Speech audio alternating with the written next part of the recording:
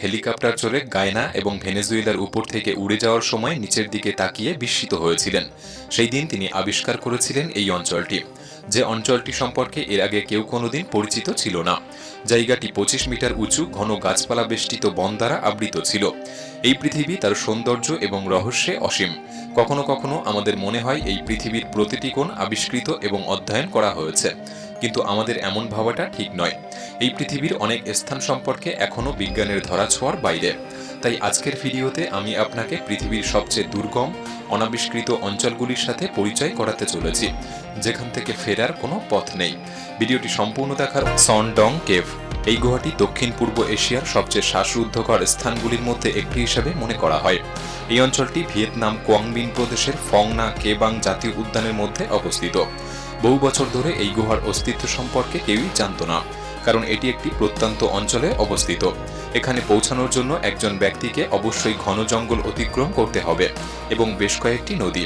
সনডং গুহাটি প্রথম 1991 সালে একজন স্থানীয় কৃষক ভারী বৃষ্টির ঝড়ের সময় আশ্রয় এবং প্রথমবার আবিষ্কার করেছিলেন। তবে তিনি জায়গাটি দেখে ভয় পান, তাই আর এগিয়ে যাননি।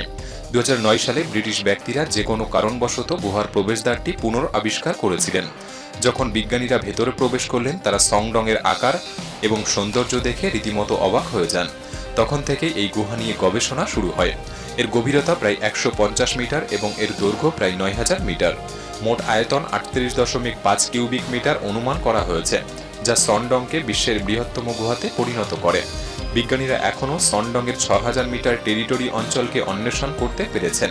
পাথরের ফাটলের মধ্যে দিয়ে জল এবং আলোর উপস্থিতি এই অঞ্চলে অনেক উদ্ভিদ এবং প্রাণীর জন্ম দিয়েছে। গবেষকরা গুহার ভিতরে ভাল্লুক, তোতা, বাদুড়, শত শত প্রজাপতি এবং 70 প্রজাতির উভচর এবং সরীসৃপ প্রাণীর খোঁজ পেয়েছেন।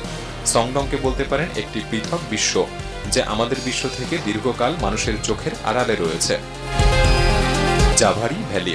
আমাজন রেইন ফরেস্টের এই জাভারি ভ্যালি একটি দুর্গম এবং অস্পর্শ অঞ্চল। এই অঞ্চলে বেশিরভাগ উপজাতিদের বসবাস, যারা সভ্যতার সাথে কোনো যোগাযোগ রাখতে চায় না। জাভারি উপত্যকা হল আমাজনের আদিবাসীদের সবচেয়ে বড় রিজার্ভেশন। এটি ব্রাজিল ও পেরুর সীমান্তে অবস্থিত। এর আয়তন পর্তুগালের আকারের সমান, বা 5444 বর্গ কিলোমিটার। এই উপত্যকায় 14টি উপজাতির প্রায় 2000 লোকের বসবাস। তাদের সকলেই বহিরাগতদের প্রতি ক্ষুব্ধ। প্রকৃতপক্ষে এর কারণ ব্রাজিলিয়ান শিকারীদের দ্বারা ক্রমাগত আক্রমণের প্রভাবে। জাভারি আদিবাসীরা তাদের অঞ্চল এবং চারপাশের প্রকৃতিকে রক্ষা করতে চায়। এই আদিবাসীদের কাছে আদিম বনগুলি অত্যন্ত গুরুত্বপূর্ণ, কিন্তু চোরা শিকারীরা তা ভুলে যায়। জাভারি জনগণ সভ্যতা এবং অগ্রগতি থেকে অনেক পিছিয়ে। তারা একটি ভিন্ন পথ বেছে নিয়েছে, প্রকৃতির সাথে একতাবদ্ধ জীবন কাটাতে এবং সশস্ত্র চোরা শিকারীদের আটকাতে দুঃখজনক জীবনযাপন করছে। যদিও উপজাতিগুলি ব্রাজিলিয়ান কর্তৃপক্ষ দ্বারা সুরক্ষিত, কিন্তু চোরা শিকারীরা এখনও তাদের অঞ্চলে ক্রমাগত আক্রমণ চালিয়ে যাচ্ছে এবং জাভারিরা তাদের শিকারে বাধা দিলে তাদেরকে হত্যা করা হচ্ছে। Danakil depression. এই শান্তিময় পৃথিবীতে ডানাকিল ডিপ্রেশনকে আপনি নরকের সাথে তুলনা করতে পারেন।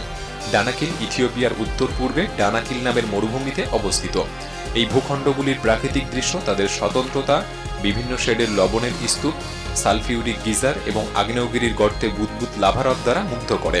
পৃথিবীর অন্য কোথাও এরকম কিছু দেখতে পাওয়া যায় না। এই অঞ্চলে বাতাসের তাপমাত্রা শীতকালেও চরম, প্রায় 35 ডিগ্রি সেলসিয়াস এবং গ্রীষ্মকালে 63 ডিগ্রি সেলসিয়াস। ডানাকিলকে পৃথিবীর উষ্ণতম এবং সর্বনিম্ন স্থান বলতে পারেন। এটি সমুদ্রপৃষ্ঠ থেকে প্রায় 125 মিটার নিচে অবস্থিত, তাই নিঃসন্দেহে অঞ্চলটি বিজ্ঞানীদেরকে আকর্ষণ করে। এই ধরনের পরিস্থিতিতে গবেষণা চালানো খুব কঠিন, তবে কিছু স্থান ইতিমধ্যেই আবিষ্কৃত হয়েছে। সম্ভবত তাদের মধ্যে সবচেয়ে উল্লেখযোগ্য ছিল 3 মিলিয়ন বছরেরও বেশি পুরনো অস্ট্রালোপিথেকাস অ্যাফারেন্সিসের অবশেষ আবিষ্কার। এই আবিষ্কারটি ডানাকিলকে হোমিনিডদের বাসস্থান হিসেবে চিহ্নিত করে। বিজ্ঞানের জন্য আরেকটি আকর্ষণীয় আবিষ্কার ছিল যে লাভাশিলা থেকে বেরিয়ে আসা বুদবুদ জলে প্রচুর সংখ্যক বিভিন্ন অণুজীব বসবাস করে, যেখানে জলের তাপমাত্রা 90 ডিগ্রি সেলসিয়াস এবং এটি অ্যাসিড, সালফার, তামা ও লবণে পরিপূর্ণ। ব্যাকটেরিয়াদের জীবন এখানে অদ্ভুতভাবে স্বাভাবিক।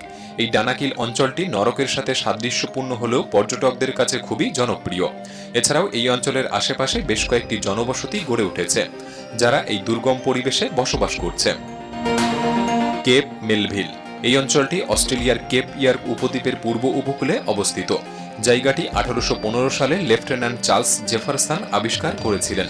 এবং প্রথমে নামকরণ হয়েছিল কেপ স্টনি, কিন্তু পরে নামকরণ করা হয়েছিল মেলভিল, যা বর্তমানে অস্ট্রেলিয়ার কেপ মেলভিল ন্যাশনাল পার্কের অংশ, যেখানে আরও দুটি দ্বীপ রয়েছে। কেপ মেলভিল অঞ্চলটি তার বিশাল পাথরের জন্য অনন্য, যা একটি প্রাচীর হিসাবে কাজ করে। এই বড় পাথরগুলি এই অস্পর্শ অঞ্চলকে নেতিবাচক প্রভাব থেকে রক্ষা করে। দীর্ঘদিন ধরে এই পাথরগুলি মেলভিল এলাকার গবেষণাকে অসম্ভব করে তুলেছে, তাই মেলভিলের ঘন গ্রীষ্মমণ্ডলীয় বনকে দি লাস্ট ওয়ার্ল্ড বলা হয়। 2013 সালে জেমস কুক ইউনিভার্সিটির বিজ্ঞানীরা ন্যাশনাল জিওগ্রাফিকের একটি দলের সাথে কেপের চূড়ায় একটি অভিযান চালিয়েছিলেন। গবেষকরা মেলভিলের বনে প্রবেশ করার সাথে সাথে স্থানীয় বাসিন্দাদের একটি নতুন অনাবিষ্কৃত জগৎ আবিষ্কার করেছিলেন। বিজ্ঞানীরা বলেছিলেন যে তারা মেলভিলে যে আবিষ্কারগুলি করেছিলেন তা রীতিমতো অবাক করার মতো ছিল। তারা উদ্ভিদ এবং প্রাণীর সম্পূর্ণ নতুন প্রজাতি আবিষ্কার করেছিলেন। প্রথম আবিষ্কারটি ছিল একটি অস্বাভাবিক গেকো, যার দৈর্ঘ্য 20 সেন্টিমিটার, একটি দীর্ঘ পাতলা শরীর এবং বড় চোখ। গেকোর এই প্রজাতিটিকে লিফটেল গেকো নাম দিয়েছিলেন। এছাড়াও বোল্ডারের ফাটলে লুকিয়ে থাকা হালকা বাদামি দাগযুক্ত এক প্রকার ব্যাঙ খুঁজে পান, যে প্রজাতির নাম দেওয়া হয়েছিল ব্লচ বোল্ডার ফ্রগ। আরেকটি আবিষ্কার হয়েছিল কেপ মেলভিন শেড স্কিন নামে একটি নতুন প্রজাতির বাদামি টিকটিকি। প্রাণী ছাড়াও বিজ্ঞানীরা উদ্ভিদের সম্পূর্ণ নতুন প্রজাতিও আবিষ্কার করেছিলেন, যে উদ্ভিদ এবং প্রাণীরা এই অঞ্চলের স্থানীয়, যাদের অন্য কোথাও খুঁজে পাওয়া যায় না। মোটুও কান্ট্রি। তিব্বত দীর্ঘকাল ধরে রহস্যে আচ্ছন্ন হয়ে রয়েছে, আংশিকভাবে বৌদ্ধ শিক্ষা এবং দুর্গম মহিমান্বিত পর্বত দ্বারা বিচ্ছিন্নতার কারণে। এই অঞ্চলের সবচেয়ে রহস্যময় স্থানগুলির মধ্যে একটি হল মোটুও কান্ট্রি। মোটুও তার অস্পর্শ সৌন্দর্যের জন্য বিখ্যাত এবং বৌদ্ধরা এটিকে একটি পবিত্র স্থান বলে মনে করে। দুর্ভাগ্যবশত পরিবহন ব্যবস্থার অভাবের কারণে জায়গাটি বহির্বিশ্ব থেকে সম্পূর্ণ বিচ্ছিন্ন। অনেক বছর ধরে কর্তৃপক্ষ মোটুওকে অন্যান্য দেশের সাথে সংযোগকারী রাস্তা দিয়ে সংযোগ করতে চেয়েছিল, কিন্তু নির্মাণের সময় প্রতিবারই তুষারপাত এবং শিলাধসের ঘটনা ঘটেছে। অবশেষে 1990-এর দশকের মাঝামাঝি সময় একটি রাস্তা তৈরি করা হয়েছিল, কিন্তু বেশ কয়েকটি ভূমিধসের কারণে ধ্বংস হয়ে যায় পরবর্তী কিছুদিনের মধ্যেই। ফলে কর্তৃপক্ষ আর কোনোদিন রাস্তা নির্মাণের প্রচেষ্টা করেনি। তিব্বতী ভাষায় মোটুয়া শব্দের অর্থ লুকোনো পদ্ম। এই অঞ্চলটি সত্যিকার অর্থে তার নাম অনুসারে সার্থক। মনে হয় যেন কোনো এক প্রাকৃতিক শক্তি রাস্তা নির্মাণে বিরোধিতা করে, যেন প্রকৃতি বাকি দুনিয়া থেকে জায়গাটিকে লুকিয়ে রাখতে চায়। বর্তমানে এই অঞ্চলটিতে পৌঁছানোর জন্য তুষার আচ্ছাদিত পাহাড়, 9টি নদী এবং খাদের উপর ঝুলন্ত সেতু অতিক্রম করতে হবে, যে যাত্রা 4 দিন সময় নেয়, এবং এটি শুধুমাত্র সবচেয়ে সাহসী এবং প্রশিক্ষিত পর্যটকদের জন্য উপযুক্ত। যাই হোক, একটি সত্যিকারের প্রাকৃতিক আশ্চর্যের সাক্ষী হতে গেলে এইটুকু রিস্ক আপনাকে নিতেই হবে।